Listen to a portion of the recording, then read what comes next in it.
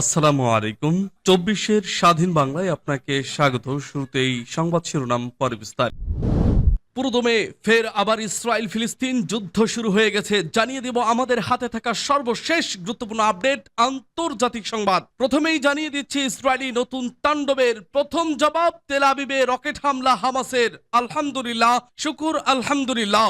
আল্লাহ পাকের কাছে লাখো কোটি শুকরিয়া। আল্লাহ যেন আল্লাহর পক্ষ থেকে এমন শক্তি দান করে হামাসের যেন ইসরায়েল হয়ে যায়, সেখানে প্রতিষ্ঠিত হয় ফিলিস্তিনি রাষ্ট্র। শুধু রাষ্ট্র নয়, রাষ্ট্র বলতে ভুল হবে, একটি স্বাধীন রাষ্ট্র প্রতিষ্ঠিত হোক, এই কাম্য গোটা মানবতা অধিকারী মানুষগুলোর। এরপর জানিয়ে দিব, ইলন মাস্কের অভিযোগ তাকে হত্যার ষড়যন্ত্র চলছে। এবং সর্বশেষ জানিয়ে দিব, পশ্চিম তীরে ৭ই অক্টোবরের পর থেকে জমি দখল বাড়িয়েছে দখলদার ইহুদিবাদী সরকার ইসরায়েলের কট্টরপন্থীরা। শুনছিলেন সংবাদ শিরোনাম, এখন বিস্তারিত। তবে তার আগে অনুরোধ থাকবে, ভিডিওটিতে একটি লাইক এবং কমেন্টস করে জানিয়ে দিন আজকের এই ভিডিও সম্পর্কে আপনার মূল্যবান মতামত। ইসরায়েলি নতুন তাণ্ডবের প্রথম জবাব তেল আবিবে রকেট হামলা হামাসের। গাজা থেকে ইসরায়েলে রকেট হামলা চালিয়েছে ফিলিস্তিনের স্বাধীনতাকামী সংগঠন হামাস। ২ মাস ধরে চলা যুদ্ধবিরতি ভেঙে ইসরায়েলের নতুন আক্রমণের প্রতি এটি প্রথম প্রতিক্রিয়া। হামাসের সামরিক শাখা আল কাসাম ব্রিগেড হামলার বিষয়টি নিশ্চিত করে বলছে, তারা তেল আবিব শহরে M19 রকেট ছুড়েছে। ইসরায়েলি বাহিনী জানিয়েছে, মধ্য ইসরায়েলে ৩টি প্রজেক্টাইল ছোড়া হয়েছে, এটিকে বাধা দেওয়া হয়েছে এবং দুটি একটি খোলা জায়গায় পড়েছে। যুদ্ধবিরতি নিয়ে আলোচনার মধ্যেই চলতি সপ্তাহে গাজায় ইসরায়েলি হামলায় শত শত মানুষ নিহত হয়েছে। গাজার সিভিল ডিফেন্স জানিয়েছে, গত মঙ্গলবার ভোর থেকে বুধবার পর্যন্ত মৃত্যুর সংখ্যা ৪৭০ জনেরও বেশি ছাড়িয়ে গেছে। তবে এই সংখ্যা আরো বেশি হবে বলে আশঙ্কা করা হচ্ছে। CNN জানিয়েছে, গত জানুয়ারি থেকে ইসরায়েল হামাসের সঙ্গে যুদ্ধবিরতি চুক্তি ভঙ্গ করার পর গাজা থেকে এই প্রথম রকেট হামলা চালানো হলো। মঙ্গলবার গাজা উপত্যকায় বিমান হামলা চালানোর পর একদিন পর স্থল আক্রমণও শুরু করে ইসরায়েল। এদিকে ইয়েমেনের হুতি বিদ্রোহীদের কাছ থেকেও রাতারাতি ইসরায়েলের ওপর হামলা চালানো হয়েছে। ইরান সমর্থিত সংগঠনটি জানিয়েছে, গাজায় ইসরায়েলের নতুন করে যুদ্ধ শুরু হওয়ার প্রতিক্রিয়ায় তারা ইসরায়েলে একটি ব্যালিস্টিক ক্ষেপণাস্ত্র ছুড়েছে। ইসরায়েল যুদ্ধবিরতি ভাঙার পর এটি ছিল তাদের দ্বিতীয় ক্ষেপণাস্ত্র হামলা। অপরদিকে গতকাল বুধবার জেরুজালেমে বিক্ষোভকারীদের ক্রোধের মুখোমুখি হন বেনিয়ামিন নেতানিয়াহু।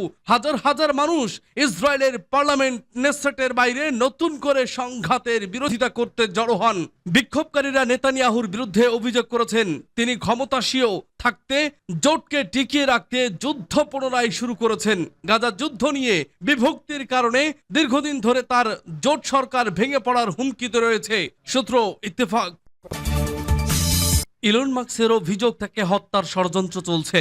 মার্কিন ধনকুবের ও প্রেসিডেন্ট ডোনাল্ড ট্রাম্পের বিশেষ উপদেষ্টা ইলন মাস্ক অভিযোগ করেছেন, সরকারি অপচয় এবং দুর্নীতি কমাতে প্রচেষ্টা বন্ধ করার জন্য তাকে হত্যার ষড়যন্ত্র চলছে। সম্প্রতি টেসলার গাড়ি এবং ডিলারশিপগুলোকে লক্ষ্য করে ভাঙচুর এবং অগ্নিসংযোগের মাধ্যমে ধারাবাহিক সহিংস হামলা চালানো হয়েছে। এমন প্রেক্ষাপটে নিজের জীবন নিয়ে এমন উদ্বেগের কথা জানালেন মাস্ক। তিনি ট্রাম্প ঘোষিত বাজেট কর্তন এবং ফেডারেল কর্মী ছাঁটাইয়ের তত্ত্বাবধান করেছেন।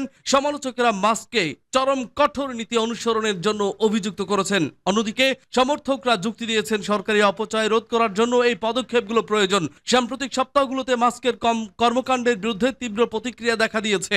টেসলা সম্পর্কিত সম্পত্তিতে বিক্ষোভ এবং হামলার ঘটনা ঘটেছে। লাস ভেগাসের একটি টেসলা কেন্দ্রে ককটেল হামলা ঘটে এবং এর ফলে কমপক্ষে 5টি গাড়ি ক্ষতিগ্রস্ত হয়। ফক্স নিউজের সাথে কথা বলার সময় গত সোমবার মাস্ক জানিয়েছেন, এগুলো এলোমেলো বিষয় নয়, তার ও টেসলার বিরুদ্ধে একটি সমন্বিত প্রচেষ্টা চলছে।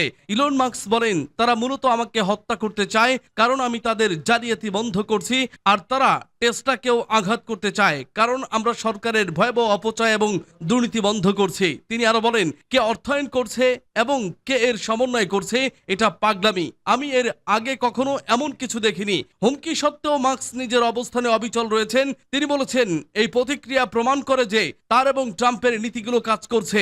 আমি আমেরিকা জুড়ে মাস্কের বিরুদ্ধে ক্ষোভ অব্যাহত রয়েছে। বিক্ষোভকারীরা প্রশাসনের সঙ্গে টেসলার সম্পর্কের সমালোচনা করেছেন। কিছু ফেডারেল কর্মী টেসলার গ্রাহকদের লক্ষ্য করে চরম পদক্ষেপ নিয়েছেন। একটি সাম্প্রতিক অনলাইন প্রচারণায় টেসলার মালিকদের ঠিকানা প্রকাশ করা হয়েছে এবং তাদের যানবাহনে রং স্প্রে করার আহ্বান জানানো হয়েছে। মার্কিন অ্যাটর্নি জেনারেল পামবন্ডি ক্রমবর্ধমান সহিংসতার নিন্দা জানিয়েছেন। তিনি টেসলা এবং এর সহযোগী সংস্থাগুলোর ওপর আক্রমণকে অভ্যন্তরীণ সন্ত্রাসবাদের চেয়ে কম কিছু নয় বলে অবহিত করেছেন। তিনি দায়ীদের বিচারের মুখোমুখি করার প্রতিশ্রুতিও দিয়েছেন এবং সতর্ক করেছেন যে আর আক্রমণ হলে মামলা হতে পারে। পশ্চিম তীরে 7ই অক্টোবরের পর থেকে জমি দখল বাড়িয়েছে ইসরায়েলিরা। 46 বছর বয়সী জিহাদ সুলেমান আল সাউফতা তার পুরো জীবন ইসরায়েলের দখলকৃত ফিলিস্তিনি অঞ্চল পশ্চিম তীরের বারদালা গ্রামে নিজের খামারে বসবাস করছেন। কিন্তু ডিসেম্বরে যখন ইসরায়েলি বসতি স্থাপনকারীরা এসে হানা দেন, তখন আল সাউফতার জমি এবং জীবিকা আগের চেয়ে কমে যায়। তিনি সিএনএনকে বলেছিলেন, বসতি স্থাপনকারীরা এখানে আরেকজন বসতি স্থাপনকারীকে এনে আমাদের এলাকায় বসিয়েছে। ইসরায়েলিরা আমাদের চারণভূমি এবং কৃষি ক্ষেত্রকে পৃথক করে একটি রাস্তা তৈরি করেছে। বসতি স্থাপনকারীরা আমাদের সেখানে কৃষি কাজ করতে দেয় না। সুলেমান বলেন, তারা এলাকাটিতে ভিড় জমিয়ে ফেলে। তারা বারদালা এলাকা এবং এর চারণভূমি থেকে হাজার হাজার দুনাম অর্থাৎ 1000 বর্গ মিটার দখল করে নেয়। তিনি আরো বলেন, দীর্ঘদিন ধরে পশ্চিম তীরের রুটির ঝুড়ি হিসেবে বিবেচিত উর্বর ভূমি জর্ডান উপত্যকা থেকে ফিলিস্তিনি বাসিন্দাদের ব্যাপক হারে সরিয়ে দেওয়া হয়েছে। জানুয়ারির শেষের দিকে সিএনএন এর সফরের সময় ইসরায়েলি বাহিনী একটি নতুন রাস্তা তৈরির কাজ তদারকি করছিল। আল সাউফতা বলেন, সামরিক বাহিনী 24 ঘন্টা সেখানে অবস্থান করে বসতি স্থাপনকারীদের নিরাপত্তা দেয়। এর ফলে তার পক্ষে রাস্তা পার হওয়া এবং নিকটবর্তী জমিতে চাষাবাদ করা ফসলের পরিচর্যা বিপজ্জনক হয়ে ওঠে।